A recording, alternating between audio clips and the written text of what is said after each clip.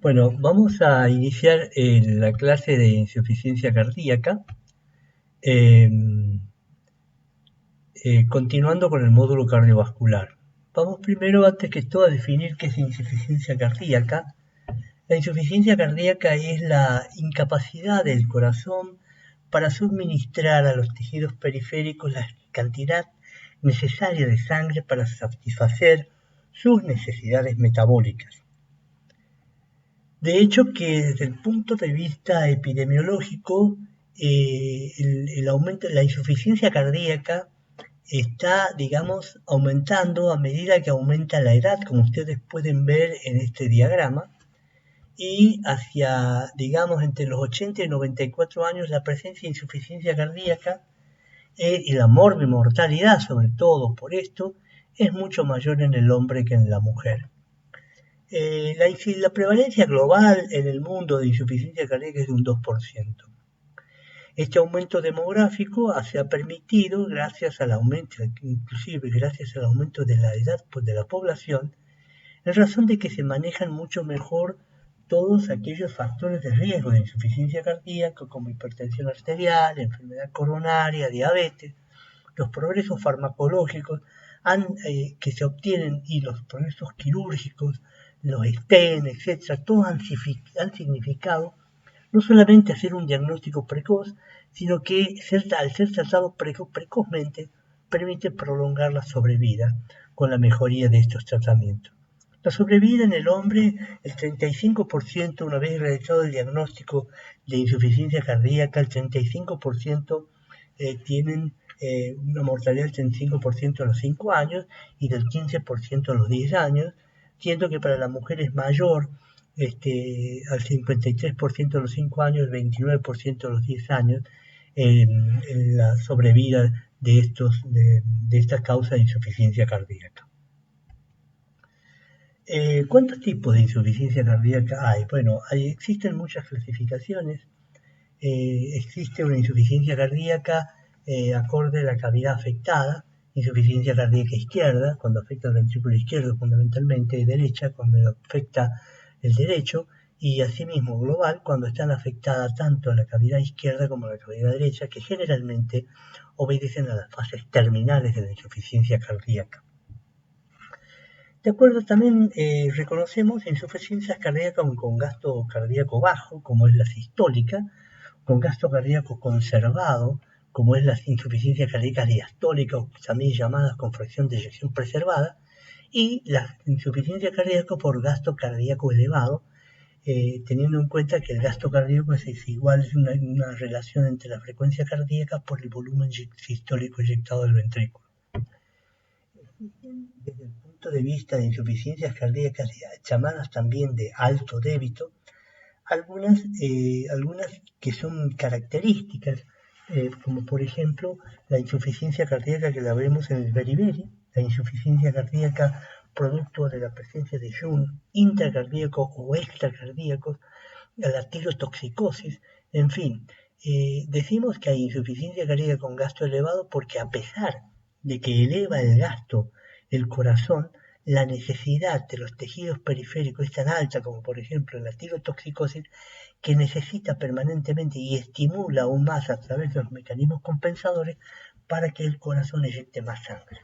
Entonces el paciente se ve afectado de disnea a pesar de que su músculo cardíaco puede estar en muchos casos normal. También se clasifican las insuficiencias cardíacas de acuerdo a la forma de inicio, que sea la forma de inicio, la velocidad de instauración, las agudas, como por ejemplo que son muy veloces en su instalación, por ejemplo, secundaria a un infarto agudo de miocardio, que ha comprometido un gran porcentaje de masa ventricular, por ejemplo, las miocarditis agudas, virales, las miocarditis infecciosas, asimismo las endocarditis de válvula mitral, de válvula aórtica, tienen una velocidad de instauración muy rápida. A diferencia de las crónicas, que son aquellas que se van estableciendo lentamente, una hipertensión que va produciendo, digamos, mecanismos de compensación que se van venciendo con el tiempo hasta que el corazón claudica. Esas formas de evolución crónica evolucionan en años. De acuerdo a la función afectada, también se clasifica la insuficiencia cardíaca en sistólica, que es característicamente, sabemos, se suele encontrar en esta gente cavidad ventricular izquierda dilatada, con un aumento de la presión de fin de diástole del ventrículo comprometido, en este caso, por ejemplo, el ventrículo izquierdo, el cual cursa además con una fracción de eyección baja. O sea, la insuficiencia cardíaca sistólica es de bajo débito y cavidad dilatada. Por el contrario, la diastólica tienen cavidades pequeñas o normales con fracciones de eyección normales o suelen bajar hacia el final de la evolución de la enfermedad diastólica. Al final, en las fases finales, suele bajar la fracción de eyección. ¿Por qué? ¿Por qué se llama diastólica? Porque en realidad ciertas afecciones como la hipertrofia ventricular izquierda exagerada, la fibrosis de la pared del corazón, hacen de que tenga una relajación disminuida. Por lo tanto, la carga que tiene que hacer la aurícula sobre una cavidad que está reducida y dura es mayor, y eso produce hacia atrás consecuencias, no solamente que aumentando la presión en la aurícula izquierda, sino aumentando la presión en el pulmón. Estos pacientes cursan entonces, digamos, con fracción de eyección normal. Desde el punto de vista etiológico, las insuficiencias cardíacas sistólicas, o sea, de bajo gasto, digamos, con gasto cardíaco bajo, con fracción de eyección disminuida, en general tienen una fracción de eyección menor del 40%. En este gran grupo entran la enfermedad coronaria, la sobrecarga crónica de presión, como la hipertensión, la enfermedad valvular obstructiva en su periodo tardío, porque ahí cuando baja la presión, la fracción de eyección. En el caso de sobrecarga crónica de volumen, como la enfermedad valvular regurgitante o la insuficiencia aórtica, por ejemplo, la presencia de shunt intracardíaco, la presencia de una CIB en el septum, por ejemplo, o de shunt extracardíacos, como suele suceder en los pacientes insuficientes renales crónicos en diálisis, que con el tiempo la fístula arteriovenosa significa un mecanismo de sobrecarga, lo cual, sumado a la anemia, agrava más la signología del paciente. La cardiopatía dilatada existe como no isquémica que cursan con fracción de eyección baja. Tenemos causas genéticas y de origen familiar, enfermedades genéticas del músculo. Muchas veces algunas de estas enfermedades son enfermedades por acúmulo, algunas glucogenosis están incluidas en este tipo de patología. Patologías de enfermedades infiltrativas que infiltran el corazón, inducidas por drogas, por ejemplo, inducidas por la administración de drogas de cocaína, para dar un ejemplo, desorden metabólico, el Chagas, que es la miocardiopatía crónica dilatada más frecuente de origen no isquémico, más frecuente en la Argentina, y alteraciones del ritmo, tanto bradicardia como taquiarritmias crónicas. En el grupo de insuficiencia cardíaca con fracción de eyección preservada, o sea, también llamamos, como habíamos visto antes, insuficiencia cardíaca diastólica. En esto tenemos como ejemplo la hipertrofia ventricular primaria o secundaria. Hay formas primarias de hipertrofia, o sea, genéticas, y secundarias a hipertensión. La edad es un factor que también se acompaña de disminución de la relajación ventricular. Fundamentalmente está descrito la presencia del depósito de amiloide, que vendría a ser una amiloidosis secundaria a la edad. Las cardiopatías restrictivas como las enfermedades infiltrativas, como la sarcoidosis, la amiloidosis primaria, enfermedades por acúmulo, hemosiderosis, o sea, el acúmulo de hierro, más fibrosis reparativa, y alteraciones endomiocárdicas como la endomiocardiofibrosis o enfermedad de Loeffler, o las formas infantiles también llamadas enfermedad de Davis. Dentro de la insuficiencia cardíaca con fracción de eyección preservada, la enfermedad pulmonar, el cor pulmonar es un ejemplo, y los desórdenes vasculares pulmonares, como por ejemplo la hipertensión pulmonar primaria o secundaria, y las insuficiencias cardíacas de alto débito, que ya hemos mencionado anteriormente, la tirotoxicosis, el beriberi o el requerimiento excesivo por shunt o por anemia. Bien, dentro de la clasificación etiológica de la insuficiencia cardíaca también se pueden reconocer tres grupos. Una por alteración de la hemodinámica ventricular, Segundo grupo por alteración en la función miocárdica. Y tercer grupo son las miocardiopatías, la insuficiencia cardíaca producida por arritmias. ¿Cuándo hay una alteración hemodinámica ventricular? Cuando hay sobrecarga de presión en la cavidad. Por ejemplo, la hipertensión, la estenosis valvular aórtica, la coartación de aorta. Cuando hay sobrecarga de volumen, insuficiencias en vez de estenosis, insuficiencias valvulares o fístulas arteriovenosas. Y cuando hay alteración del lleno ventricular, cuando hay estenosis mitral porque hay una barrera que le impide desagotar a la aurícula izquierda sobre el ventrículo izquierdo, enfermedades pericálicas, sobre todo con restricción de llenado ventricular, son importantes a tener en cuenta. Por alteración en la función miocárdica, lesiones miocárdicas intersticiales, ya sean lesiones miocárdicas isquémicas o intersticiales por miocardiopatías hipertróficas o fibrosis o miocarditis inflamatoria. Y cuando hay por pérdida de miocardiocitos, sobre todo cuando hay remodelado o tumores o enfermedad tóxica como por ejemplo la adriamicina, o alteraciones en la contractilidad que son en general estas secundarias de la isquemia, que es el corazón atontado y el corazón hibernado. Estos son tejidos, en el caso del corazón hibernado, que son potencialmente recuperables una vez solucionada la causa. Tercero, ya dijimos por arritmias que no vamos a volver a preguntar.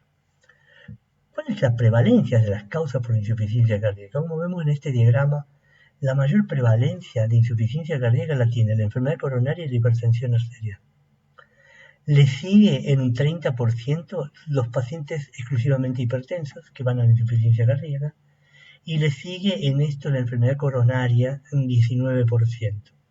Y otras causas que son las menores representan un 11%. Entonces, por lejos, la mayor causa de insuficiencia cardíaca es la enfermedad coronaria y la hipertensión arterial. ¿Cuáles son los factores que desencadenan una insuficiencia cardíaca? Bueno, transgresiones dietéticas, comer con sal, aumento de peso, abandono de tratamiento, el caso frecuente en la gente con alteraciones cognitivas en los pacientes viejos, o inclusive en pacientes que abandonan el tratamiento por razones económicas, o la instauración de un tratamiento inadecuado para la insuficiencia cardíaca. Las drogas, la hipertensión no controlada, las infecciones, el infarto, las arritmias, como ustedes ven, siguen siendo las mayores causas de enfermedad o desencadenantes de insuficiencia cardíaca. Bueno, la fisiopatogenia de la insuficiencia cardíaca la vamos a tratar de una manera bien extensa, los efectos de que los mecanismos no queden dudas y queden bien fijados. La primera cosa que nosotros tenemos que entender cuando un paciente entra en insuficiencia cardíaca y que lo más frecuente es que tengan gasto cardíaco disminuido con cavidades ventriculares dilatadas. Una vez que el gasto cardíaco comienza a disminuir, el corazón va a activar mecanismos compensadores a los efectos de mantener un volumen sistólico, un volumen minuto adecuado.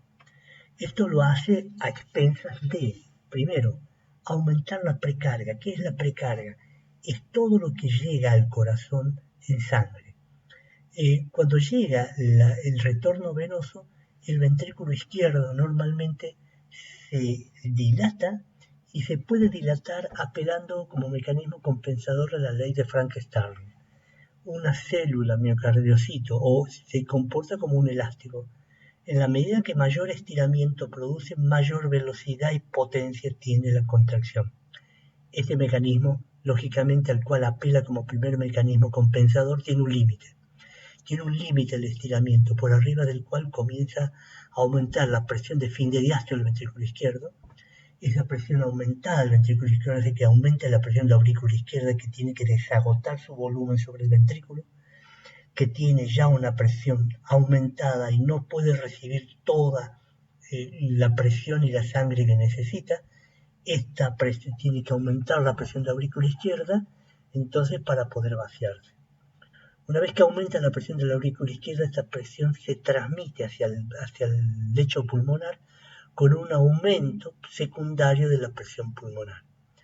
Esto también este mecanismo de Frank Starling, al producirse el mayor estiramiento de la fibra muscular miocardiocitaria para producir una mayor velocidad y fuerza de contracción, significa que también está sometido a un aumento de presión parietal, que es lo que nosotros llamamos estrés parietal. Este estrés parietal, este estado de tensión isovolúmica que apela a la fibra del miocardiocito en el estiramiento, produce un aumento del consumo de oxígeno de la pared miocárdica, y que en el caso de ser un paciente coronario que no pueda suplir esa demanda de oxígeno aumentada que tiene el corazón en ese momento, lógicamente es un círculo, es una bola de nieve. O sea, lo que está generando para mejor contraer está perjudicando porque el corazón no puede aportar más oxígeno para ese trabajo. Segundo mecanismo compensador es que el corazón se hipertrofia, tratando de hacer un esfuerzo para tratar de mejorar aún más la contracción de los miocardiocitos. Esta hipertrofia, este aumento de tamaño, también trae como consecuencia un aumento del consumo de oxígeno, que es el ítem que sigue. O sea, el aumento del consumo de oxígeno les ha dado sobre todo por los aumentos de presión a los cuales someten como mecanismo compensador al ventrículo izquierdo. Luego viene el aumento del tono simpático, o sea que este aumento de las presiones produce un aumento del estímulo del tono simpático, el efecto de aumentar la frecuencia cardíaca, y al aumentar la frecuencia cardíaca va a aumentar uno de los cocientes, que es el aumento del volumen sistólico, e indirectamente un aumento de la volemia. Estos mecanismos, el quinto mecanismo compensador es el estímulo renal, que produce la disminución del volumen minuto, produce un estímulo del sistema renina-angiotensina-aldosterona. Esta renina es la que va a permitir convertir la angiotensina 1 en angiotensina 2, angiotensinógeno, fundamentalmente que va a producir una vasoconstricción arterial, y de esa manera, mediante la vasoconstricción, va a tratar de adaptar el continente al contenido. O sea, que el continente es el vaso. Al disminuir la sección transversal en presencia de volemia baja, va a aumentar la presión arterial. El sistema renina-angiotensina-aldosterona, por otro lado, actúa indirectamente favoreciendo un aumento de la volemia, porque permite al estimular este sistema que se absorba y se ahorre sodio, y este sodio entra en circulación para aumentar y atraer más agua, a los efectos de aumentar más la volemia. Asimismo, existe una activación de los vasoreceptores que se encuentran a nivel carotídeo, a nivel cerebral, y estos vasoreceptores que se encuentran a nivel carotídeo o a nivel cerebral van a tener como función liberar catecolaminas, lo que va a aumentar la prescarga y va a aumentar el retorno venoso, y va a aumentar la frecuencia cardíaca, y va a permitir que exista una redistribución de flujo hacia los sectores más importantes, como es, por ejemplo, el cerebro, como es el corazón y como es el riñón. La disminución de la perfusión cerebral al cual está sometido el paciente con insuficiencia cardíaca produce una activación del eje hipotálamo-hipofisario, que a su vez estimula a partir de la hipófisis la liberación de la hormona vasopresina, la cual tiene una función que es la recuperación del agua libre. Además, se liberan factores natriuréticos o FNA, factor natriurético auricular, que se encuentran fundamentalmente ubicados en gránulos, sobre todo en las aurículas, si bien están presentes también en los ventrículos, pero estos gránulos de factor natriurético se encuentran en la aurícula, y que al aumentar la presión en la aurícula se libera el factor natriurético auricular, cuya función primordial es, tratar de aumentar la diuresis del paciente, que se encuentra sobre todo actuando a nivel de la natriuresis y permitiendo la eliminación del sodio, etc. Bueno, una vez que estos mecanismos se han puesto en marcha, llega un momento en que el corazón claudica, el miocardio al claudicar y al no ser suficientes los mecanismos compensadores que se han generado, el miocardio comienza a producir síntomas que están dados por los edemas, secundario un aumento del volumen efectivo, dado que la presión hidrostática intravascular supera la intersticial, el agua sale a los tejidos, produce edema. De la misma manera, algo parecido ocurre con el aumento de la presión y de la aurícula izquierda que se transmite al pulmón, y al ser superada la presión intersticial, la presión intersticial del pulmón, por esta presión retrógrada, hace de que se fugue el líquido, el agua, al intersticio pulmonar, y si esta situación se mantiene con una presión capilar que supera los 25, es muy probable que directamente el agua del intersticio pulmonar pase al alveolo, generando lo que nosotros conocemos como edema agudo pulmonar.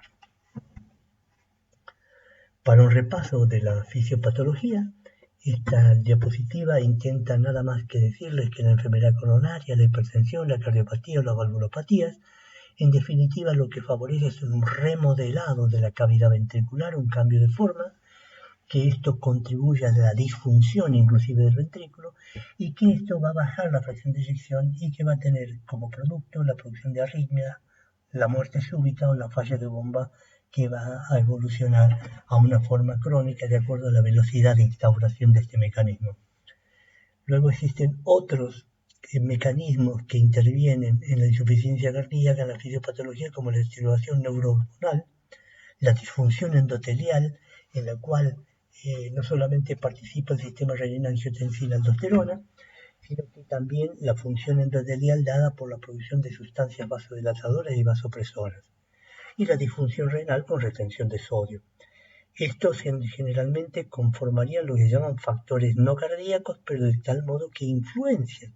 Estos factores, que son compensadores, influencian sobre la disfunción endotelial e influencian la producción de síntomas como disnea, fatiga y edema, típico de la insuficiencia cardíaca crónica. Vamos a pasar por alto. Quiero repetir algo, que la contractilidad depende del volumen sistólico. Y el volumen sistólico depende de la precarga y de la ley de Frankenstein, o sea, de lo que le llega al ventrículo para trabajar, y depende de la postcarga, o sea, de la resistencia que le opone la aorta a la eyección del ventrículo izquierdo. En esto vamos a hacer podríamos decir, un resumen diciendo que la sobrecarga de presión, la isquemia, la hipertrofia o el infarto de miocardio lo que produce es una anormalidad de la relajación y aumenta la rigidez del ventrículo. En el caso de que tenga una relajación anormal, el llenado rápido es anormal, hay tolerancia al ejercicio y que hay anormalidad diastólica. Esta es una forma en la cual la insuficiencia cardíaca diastólica, o sea, con fracción de eyección preservada, puede pasar tiempo. Ahora, si la relajación anormal y el aumento de rigidez producen un aumento de la presión de llenado, las presiones pulmonares se elevan durante el ejercicio, la tolerancia al ejercicio no va a ser como en este caso, en la primera columna, y va a producir una disfunción diastólica, probablemente va a tener síntomas ya acá, y si toma este camino, o sea que el aumento de la presión de llenado produce un aumento de la presión de aurícula izquierda, esto va a producir una disminución del volumen minuto, esto va a disminuir la tolerancia al ejercicio y los signos de insuficiencia cardíaca van a ser diastólicos, van a ser francos. Entonces, la insuficiencia cardíaca puede presentarse como anormalidades diastólicas, luego con disfunción diastólica y al último con insuficiencia cardíaca diastólica. ¿Cuáles son los efectos perjudiciales que dan las catecolaminas? Las catecolaminas dan hipoxia tisular, formación de adenocromo con generación de radicales libres, aumento de la permeabilidad de la membrana celular, sobrecarga celular de calcio, como ya lo hemos visto en hipertensión arterial, y fibrosis miocárdica.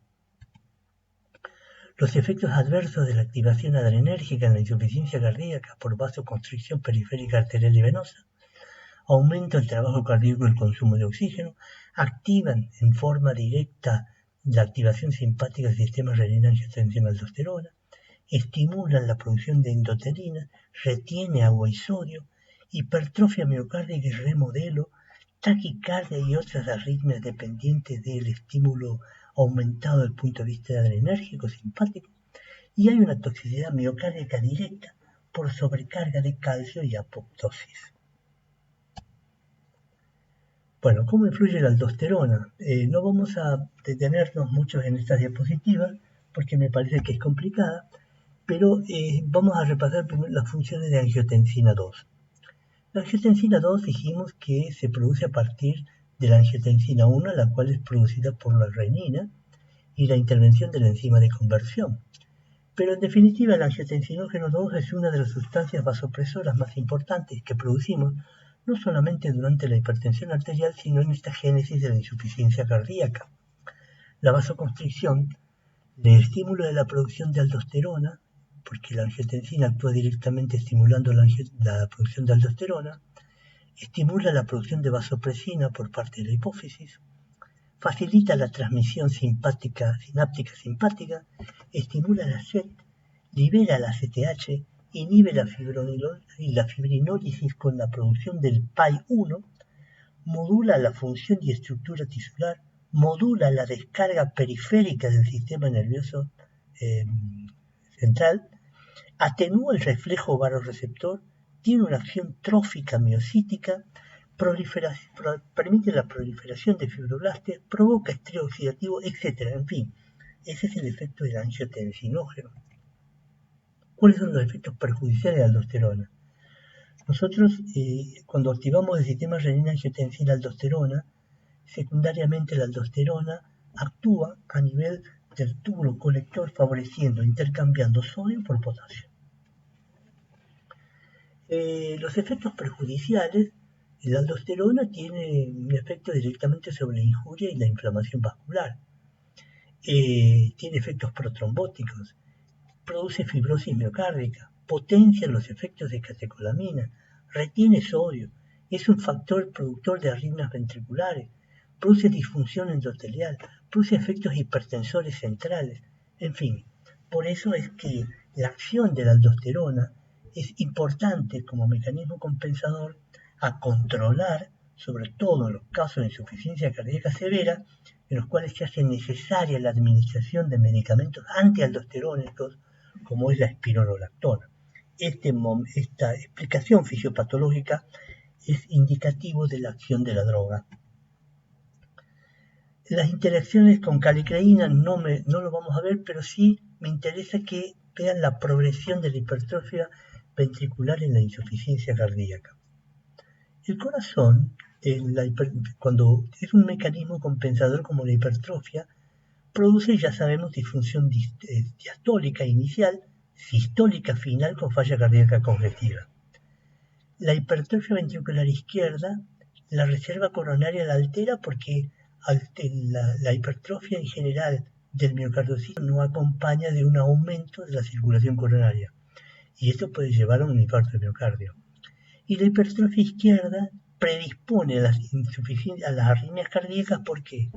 Por el hecho de que en la hipertrofia hay un aumento del calcio citosólico del miocardiocito, hay alteraciones en la despolarización de ciertos potenciales de acción y la posibilidad de formar focos ectópicos en donde se originen arritmias y estas arritmias nos lleven a muerte súbita. ¿La enfermedad coronaria puede progresar en insuficiencia cardíaca? Sí. Ustedes saben que el infarto de miocardio puede llegar como una de las complicaciones más importantes a la insuficiencia cardíaca, porque en el infarto hay disminución del volumen sistólico, hay presión diastólica aumentada y hay estrés de la pared. Todos estos mecanismos consumen oxígeno y el infarto casualmente lo que hace es que haya un cierre de una arteria y por lo tanto no se pueda cumplir con todas las necesidades que demanda el tejido miocárdico. El infarto puede seguir, una vez que se ha producido este primer fenómeno, puede llevarlo a una relajación lenta alterada. Esta relajación va a llevar a la disfunción diastólica nuevamente, o puede el infarto del miocardio cicatrizar, ir a la fibrosis, y esta fibrosis también favorecer la disfunción diastólica por hacer una cámara rígida.